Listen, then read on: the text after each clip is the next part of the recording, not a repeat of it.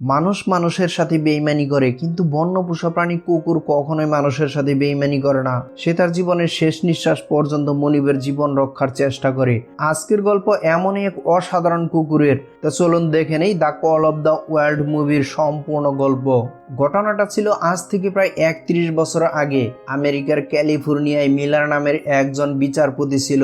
তার একটি কুকুর ছিল, কুকুরটির নাম ছিল বাঘ। সে অনেক বুদ্ধিমান একটা কুকুর। সে সকালবেলা ঘুম থেকে উঠেই সারা শহর ছুটে বেড়াতো। কম বেশি ওই এলাকার সবাই তাকে খুব ভালো করেই চিনে। সে তার মালিকের জন্য ছোটখাটো সমস্ত কাজ করে দেয়, যেমন বাজার থেকে পত্রিকা এনে দেওয়া কিংবা সকালবেলায় বাচ্চাদের ঘুম থেকে উঠানো, এমন সব কাজ সে নিজেই করে দেয়। তবে সে ছিল অনেক চঞ্চল প্রকৃতির একটা কুকুর, কেননা তার দৌড়াদৌড়ির সময় ওই বাড়ির অনেক কিছুই ভেঙে চুরমার হয়ে যেত। এমনকি রান্নাঘরে খাবার খুঁজতে আসলে সমস্ত রাঁধুনিরা তার থেকে বাঁচার জন্য খাবারগুলো লুকিয়ে রাখে। সে ক্ষুধার্ত দৃষ্টিতে তাদের দিকে তাকিয়ে থাকলেও তারা তাকে খাবার দিত না। সে মালিকের অনেক ছোটখাটো কাজ করলেও সে কখনোই মালিকের মন পায়নি। একদিন সকালবেলায় তার মালিক তার কান ধরে টেনে বের করে দেয়। তবে সে চুপচাপ বসে থাকার পাত্র নয়। বাগানের ভিতরে একটা খরগোশ দেখে সে ওই খরগোশটাকে পিছু করতে থাকে। আর সেদিন সে যখন বাজারে গিয়েছিল, তখন একজন লোক দূর থেকে এত সুস্থ সবল এবং চালাক বড় কুকুর দেখে সে তাকে ফলো করে। তো যাই হোক, সেদিন কুকুরের মালিকের জন্মদিন ছিল, তাই সারা বাড়ির সমস্ত চাকর বাকররা সারাদিন জুড়ে অনেক আয়োজন করতে থাকে। জন্মদিন উদযাপন করার জন্য সমস্ত খাবার দাবার তারা একটা বাগানে সাজিয়ে রেখে ছবি তুলতে যায়। ঠিক তখনই কুকুরটা একটি চিকেন ফ্রাই মুখে নিয়ে ওদের এখানে দাঁড়িয়ে পড়ে। একটু পরে তারা দেখে যে কুকুরটি আসলে সমস্ত খাবারগুলো নষ্ট করে দিয়েছে। যেহেতু সে সকালবেলা খাবার খায়নি, তাই সে হয়তো এই খাবারটা আনতে গিয়ে অনিচ্ছাকৃতভাবেই নষ্ট করে ফেলেছে অন্যান্য খাবার। তো যাই হোক, এই ঘটনায় তার প্রতি মালিকের অনেক বেশি রাগ হয়। তাই রাতের বেলায় তার মালিক তাকে ঘরের ভিতরে ঢুকতে দেয় না, বাহিরে তাকে বসিয়ে রাখে। রাত অনেক গভীর হয়, তখন বাহিরে বজ্রপাত এবং বৃষ্টি শুরু হয়ে যায়। সে চাইলেও তো তখন আর ঘরের ভিতরে যেতে পারে না, তাই সে চুপচাপ করে মন খারাপ করে বাহিরেই বসে থাকে। আর একটু পরে সে দেখে যে সেই সকালবেলার ওই লোকটি তাকে কিছু খাবারের লোক দেখিয়ে তাকে ডাকতে শুরু করেছে। যেহেতু সে সারাদিন খাবার খেতে পায়নি, তাই সে ওই খাবার খাওয়ার লোভে যায় এবং এর সাথে সাথে খাঁচার ভিতরে ওই লোকটি ওই কুকুরটাকে বন্দি করে নিয়ে যায়। আর তার গলায় যে বেল্টটি ছিল সেটি খুলে নিচে ফেলে রেখে দেয়। তখন সে নিজেকে ছাড়িয়ে নেওয়ার অনেক চেষ্টা করে আর ঘেউ ঘেউ করে তার মালিককে ডাকতে শুরু করে। কিন্তু তার কপাল খারাপ ছিল, কেননা তার এই কথা কেউ তখন শুনতে পায় না। কিডন্যাপাররা তখন তাকে কিডন্যাপ করে নিয়ে চলে যায়। অনেকক্ষণ পরে তারা সবাই মিলে একটা বক্সের ভিতরে ঢুকিয়ে রেল স্টেশনের ওখানে নিয়ে আসে।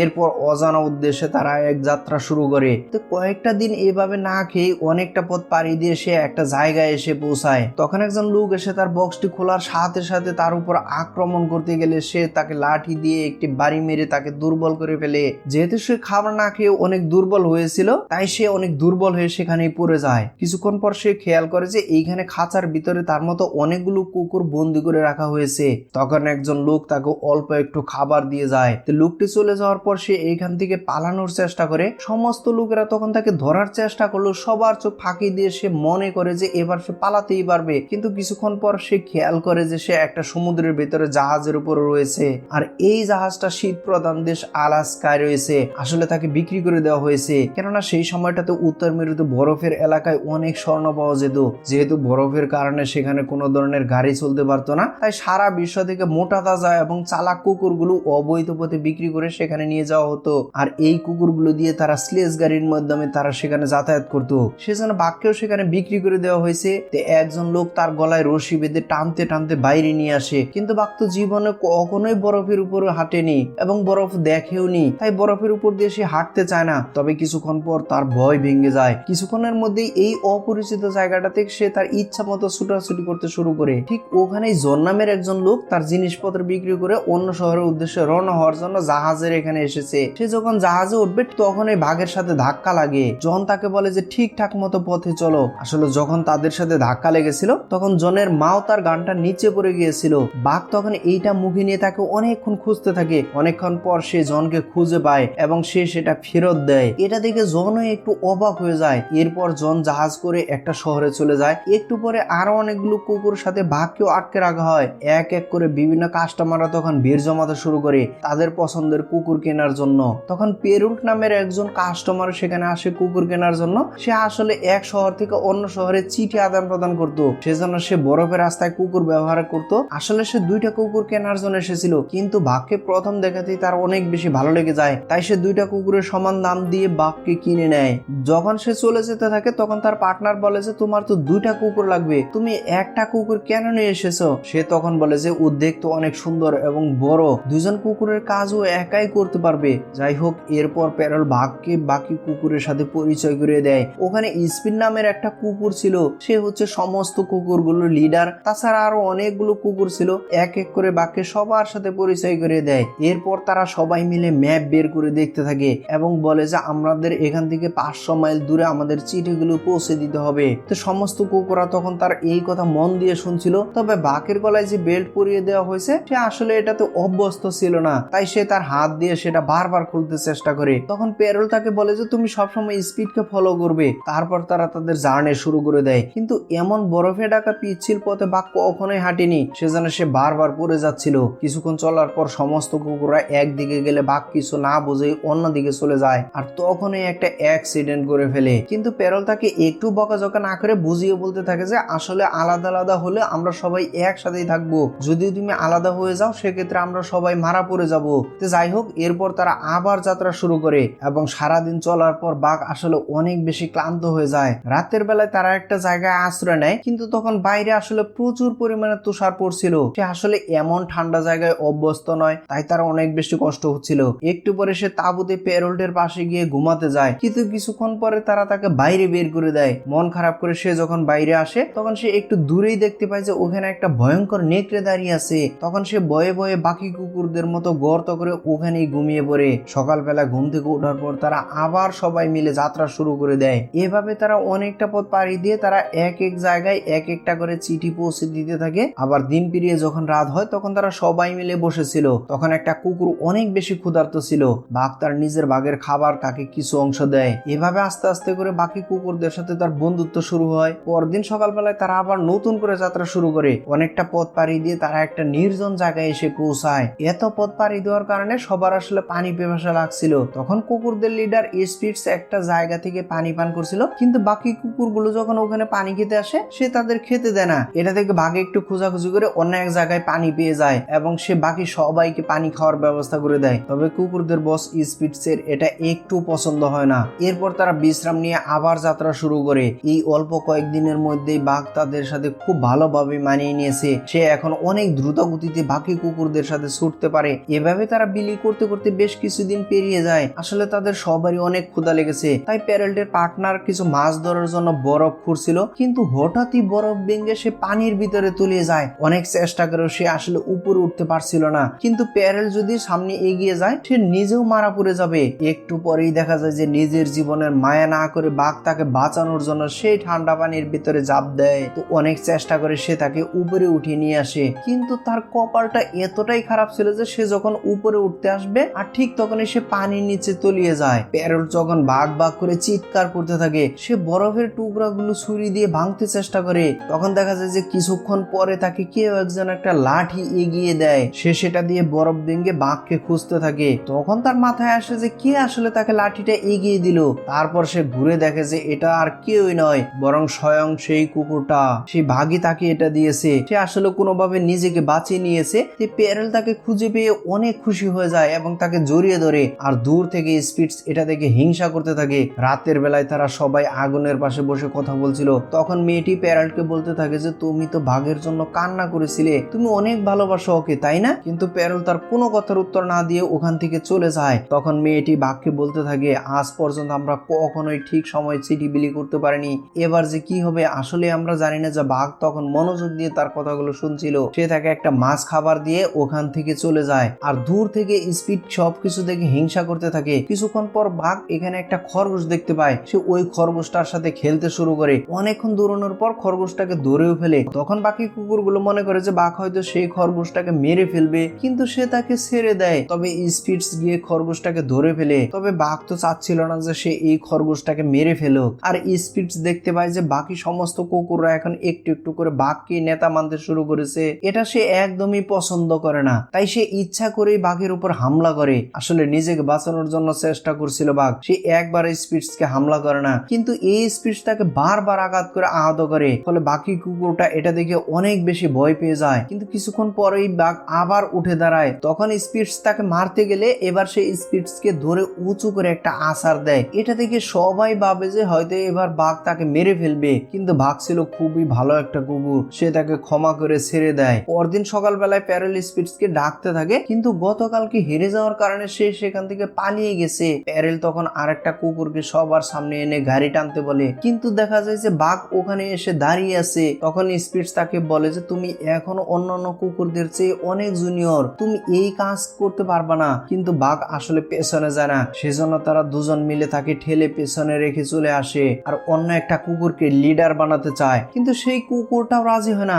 এরপর প্যারল নিরুপায় হয়ে বাঘকে সবার লিডার বানিয়ে দেয়। কুকুরগুলো এখন অনেক খুশি, আর এরপরে বাঘ অনেক দ্রুত গতিতে সবাইকে নিয়ে একসাথে ছুটতে শুরু করে। বাকি সমস্ত কুকুররা আসলে বাঘকে পেয়ে অনেক খুশি, সেজন্য তারাও খুব জোরে জোরে হাঁটতে শুরু করে। কিছুক্ষণ পর দেখা যায় যে ওই পাহাড়ে বরফের ঝড় শুরু হয়ে গেছে। তখন প্যারল বাঘকে বামে যেতে বললে, কিন্তু বাঘ তার ইচ্ছা মতো যেতে থাকে। সে অনেক বুদ্ধি করে সমস্ত কুকুরগুলোকে বাঁচিয়ে তুষারের ভেতর দিয়ে এগিয়ে নিয়ে যায়। তাদের পেছনে পেছনে ঝড় এগিয়ে আসতে থাকে। তবে বাঘ ছিল অনেক বুদ্ধিমান, সে তাদের সবাইকে বাঁচিয়ে নেয়। আর এই প্রথম একদম সঠিক সময়ে আগে শহরের চিঠি বিলি করার জন্য তারা পৌঁছে যেতে পারে। এবার তারা সবাই অনেক খুশি ছিল। শহরের সমস্ত মানুষ একে একে করে তাদের চিঠিগুলো নিয়ে যেতে থাকে, আর তারা দূরে দাঁড়িয়ে এসব দেখে আনন্দ পেতে থাকে। সমস্ত মানুষ তাদের প্রিয়জনের চিঠি পড়ে অনেক খুশি হয়ে যায়। কিন্তু আপনাদের কি মনে আছে জন নামের সেই ব্যক্তির কথা, যার মাওতার গান পড়ে গিয়েছিল? সে ব্যক্তি এখানে এসে একটা চিঠি লিখছিল তার ছেলের জন্মদিনের জন্য, কিন্তু সেই চিঠি দেওয়ার আগেই প্যারল সেখান থেকে চলে যায়। সে পেছনে পেছনে তখন দৌড়াতে থাকে, আর তখন ওই বাঘ হঠাৎ করে সেখানে থেমে যায়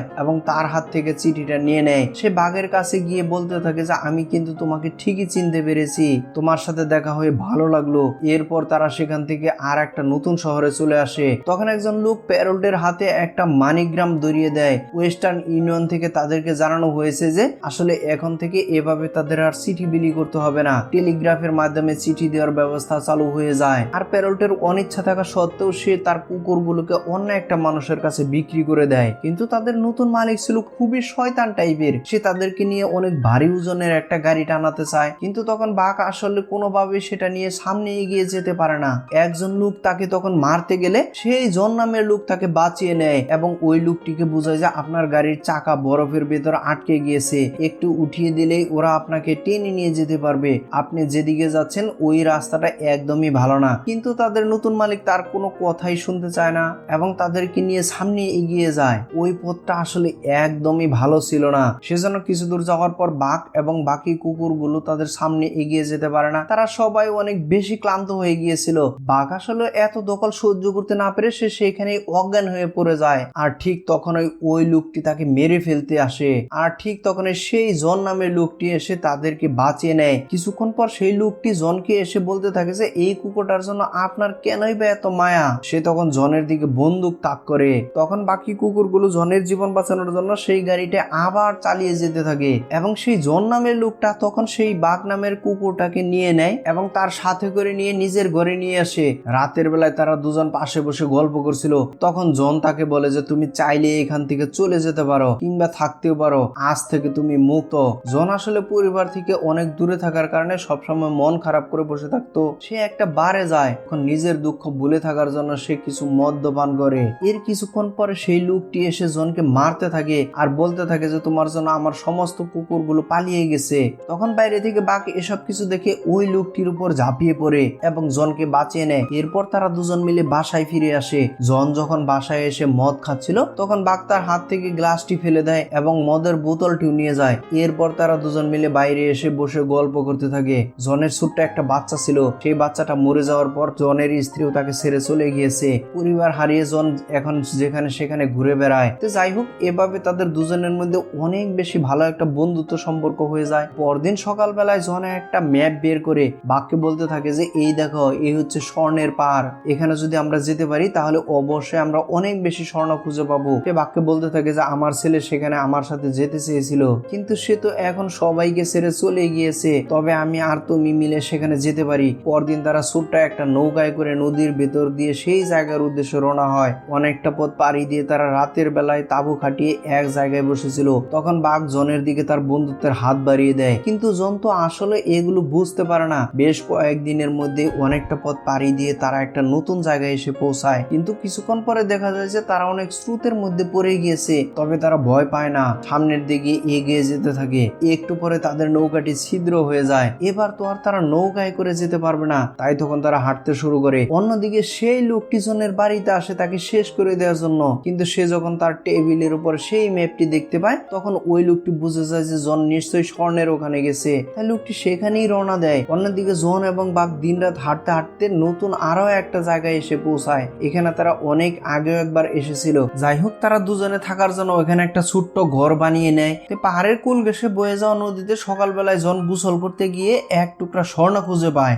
এরপর বাঘও স্বর্ণ খুঁজতে থাকে, কিন্তু সে একটা পাথর উঁচু করে জনকে দেখায়। তখন জন তাকে দেখায় যে স্বর্ণগুলো আসলে দেখতে এইরকম। এমন হয় যে এর কিছুক্ষণ পরে সে একটা অনেক বড় স্বর্ণ খুঁজে পেলেও জন সেদিকে তাকায় না। বাঘ তো আর সে এত কিছু বুঝে না, তখন সে ওটা ফেলে দেয়। তারা দুজন মিলে ওখানে স্বর্ণ খুঁজতে থাকে, আর কিছুক্ষণের মধ্যে বাঘ ওখানে সাদা একটা প্রাণী দেখতে পায়। এটা দেখে সে তাকে খোঁজার জন্য পিছনে যেতে থাকে। তবে বাগানের ভিতরে গিয়ে সে একটা ভাল্লুকের সামনে পড়ে যায়। কোনো মতে ভাল্লুকটাকে ফাঁকি দিয়ে সে একদম ঘন জঙ্গলের ভিতরে ঢুকে পড়ে। অনেকক্ষণ খোঁজাখুঁজি করার পর সে দেখতে পায় যে এটা আসলে একটা সাদা রঙের নেকড়ে, কিন্তু সে তার দিকে বন্ধুত্বের হাত বাড়িয়ে দিলে নেকড়েটি তাকে দেখে ভয়ে ওখান থেকে পালিয়ে যায়। যাই হোক, ওখান থেকে ফিরে এসে সে রাতের বেলায় জনের সাথে ঘুমিয়ে থাকে। পরদিন সে দেখতে পায় যে অনেকগুলো নেকড়ে সেখানে শিকার করার জন্য এসেছে। তখন একটা নেকড়ে হঠাৎ করে পা পিছলে পানির ভেতরে পড়ে যায়। বাকি নেকড়ে গুলো তখন তাকে চেষ্টা করে তোলার জন্য, কিন্তু তারা উঠাতে পারে না। দূর থেকে বাঘ এসব কিছু দেখছিল। তখন বাঘ নিজের জীবনের মায়া ত্যাগ করে অনেক সাহসিকতার সাথে বড় একটা গাছের গুঁড়ি নিজের কাঁধে নিয়ে সেই নেকড়েটাকে বাঁচিয়ে নেয়। তখন বাকি নেকড়ে গুলো এটা দেখে অনেক বেশি খুশি হয়ে যায় এবং তাদের সাথে বন্ধুত্ব হয়ে যায় এবং তারা একসাথে মিশে যায়। এরপর তারা সবাই মিলে বনের ভিতরে থাকা ছোট ছোট পাখিগুলো শিকার করতে থাকে। এমনকি বাঘ জনের জন্য একটা পাখি শিকার করে আনে। রাতের বেলায় সেটা তারা ফ্রাই করে খায়। জন তার এই যাত্রায় বাঘের সাথে কাটানোর প্রত্যেকটা মুহূর্ত সে একটা ডায়েরিতে লিখে রাখে। এমনকি সে তার মাছ শিকার করেও এনে জনকে খেতে দেয়। আর অন্য সময় সে বাকি নেকড়ে গুলোর সাথে মিলেমিশে সময় কাটাতে থাকে। এভাবে আস্তে আস্তে তাদের দিন ভালোই কাটতে শুরু করে। তবে একদিন রাতের বেলায় জন খেয়াল করে যে এখনো বাঘ বাসায় ফেরত আসেনি। তখন সে একটু মন খারাপ করে। অন্যদিকে বাঘ দেখে যে অনেক রাত হয়ে গেছে, তাই সে ওই নেকড়েটিকে রেখে জনের কাছে ফিরে আসে। সে দেরিতে ফিরে আসার জন্য জনের কাছে সরি বলে। যাই হোক, পরদিন সকালবেলায় তারা দুজনে বসে খেলা করছিল, আর বাঘ জনের টুপি নিয়ে দুষ্টুমি করতে থাকে। আর এর অল্প কিছুক্ষণ পরে সেখানে সেই সাদা নেকড়েটি চলে আসে। তখন জন মনে মনে বলতে থাকে যে আসলে সে তো ওদের সাথেই ভালো আছে, তাই সে তাকে ওখানে যাওয়ার জন্য অনুমতি দেয়। এরপর বাঘ সেই সাদা নেকড়েটির সাথে বনের ভিতরে চলে যায়, আর লুকিয়ে লুকিয়ে জন সবকিছুই দেখছিল। সে তখন ভাবতে থাকে যে এটা হয়তো বাঘের আসল ঠিকানা, সে তো সারা জীবন আর আমার সাথে থাকতে পারবে না। আর এই কয়েকদিনের মধ্যে জন অনেক স্বর্ণ জোগাড় করে ফেলেছে, কিন্তু সে ভাবে যে এগুলো তো প্রকৃতির মাঝে থাকলেই ভালো হবে। তাই পরদিন সকালবেলায় সে তার কাছে অল্প কিছু স্বর্ণ রেখে বাকি সমস্ত স্বর্ণগুলোকে আবার নদীর পানিতে ছুঁড়ে মারে। সে বাঘকে বলতে থাকে যে এখানে তোমার বাড়ি, সবার সাথে তুমি এখানে অনেক বেশি ভালো থাকবে, আর তুমি তো আমার সাথে যেতে পারো না, আর সারা জীবন তো আমার সাথেও তুমি থাকবে না, যাও তুমি ওদের সাথে গিয়ে মজা করো। অনুমতি পেয়ে বাঘ আবারও সেখানে চলে যায়। কিন্তু জন আসলে ডিপ্রেশনে গিয়ে আবারও একাকিত্বে ভুগতে শুরু করে, কেননা এতদিন তার সাথে তো বাঘ ছিল, কিন্তু সেও এখন তার সাথে আর থাকে না। তো যাই হোক, সেই লোকটি জনকে মারার জন্য খুঁজতে খুঁজতে এখানেও চলে আসে। সে জনকে মেরে ফেলতে চায়, কিন্তু জন তার সাথে থাকা সমস্ত স্বর্ণগুলো দিয়ে তাকে বলে যে এসব কিছুর আর আমার প্রয়োজন নেই, আমি কোনো কিছু দিয়েই তো আর আমার ছেলেকে ফেরত আনতে পারবো না। ওই লোকটি কিন্তু কোনো কিছুই শুনে না। ওই লোকটি তখন জনকে মেরে ফেলে স্বর্ণগুলো নিয়ে যেতে চায়, আর ঠিক তখনই বাঘ এসে ওই লোকটির উপর ঝাঁপিয়ে পড়ে। ওই লোকটি একটা লাঠি দিয়ে তাকে মারতে গেলে বাঘ লাঠি সহ ওই লোকটিকে ঘরের ভেতরে আগুনের মধ্যে ফেলে দেয়। কিন্তু কিছুক্ষণ পর সে জনের কাছে এসে দেখে যে সে জন মাটিতে লুটিয়ে পড়েছে এবং সে কাতরাচ্ছে। আসলে সেই সময় ওই লোকটি তার উপর একটা গুলি করে দিয়েছিল। জন অজ্ঞান হয়ে গেলে বাঘ তার কাঁধের উপরে কোনো মতো করে তাকে নিয়ে চলে যেতে চায় এবং তার ঘরে থাকা ডায়েরি এবং মাওতার গান এনে তার কাছে এগিয়ে দেয়। জন জীবনের শেষ সময়ে এসে বাঘকে পরম মমতায় জড়িয়ে ধরে এবং শেষ নিঃশ্বাস ত্যাগ করে। পরের দিন বাঘ জনের কবরের দিকে চুপচাপ করে চেয়ে থাকে এবং সে এখনো তার মালিককে ভুলতে পারেনি। আর এর কিছুক্ষণ পরে সেই সাদা নেকড়েটি এসে বাঘকে সান্ত্বনা দিতে থাকে। এরপর সমস্ত কিছু খুলে সে সেখান থেকে বাকি নেকড়েদের সাথে বাস করতে শুরু করে। কিন্তু এরপরও সে মাঝে মাঝে জনের কবরের কাছে এসে তার বন্ধুকে দেখে যায়। কি অসাধারণ এক ভালোবাসা! একটা কুকুর যতটা না মানুষকে ভালোবাসতে পারে, হয়তো একটা মানুষ অন্য মানুষকেও এতটা ভালোবাসে না। আর এইখানেই মুভিটি শেষ হয়ে যায়। তো বন্ধুরা, আজকের গল্পটি কেমন লাগলো অবশ্যই কমেন্ট করে জানাবেন। আর চ্যানেলটিতে সাবস্ক্রাইব করে না থাকলে অবশ্যই চ্যানেলটি সাবস্ক্রাইব করে পাশে থাকা বেল আইকনটি প্রেস করে রাখবেন। খুব শীঘ্রই আমি নতুন আরো একটি ভিডিও নিয়ে আসতেছি। সে পর্যন্ত সবাই ভালো থাকবেন। Bye bye, take care.